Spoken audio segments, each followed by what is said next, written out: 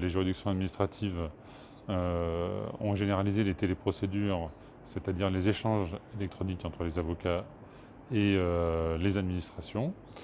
Mais il restait à couvrir les échanges dématérialisés avec les usagers qui ne prennent pas d'avocat, qui devant les tribunaux administratifs représentent à peu près 40% des dossiers.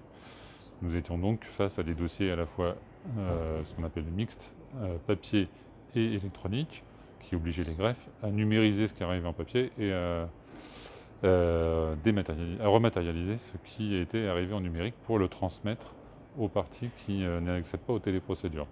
En 2018, nous avons lancé le télérecours citoyen qui est accessible à tous les usagers qui ne prennent pas d'avocat, personnes physiques, personnes morales, et qui donc permettent aujourd'hui les téléprocédures à ce public.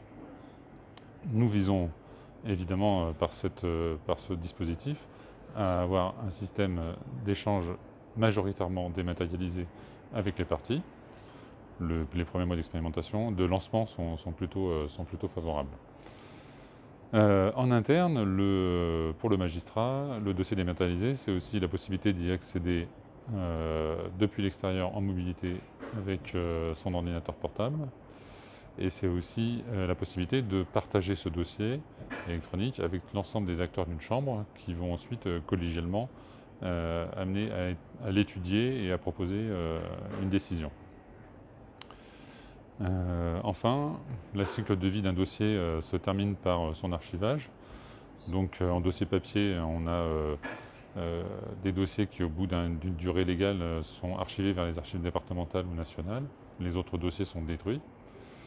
Avoir les dossiers complètement dématérialisés nous permet aujourd'hui d'étudier la possibilité de verser nos dossiers archivés électroniquement vers les plateformes d'archives nationales ou départementales.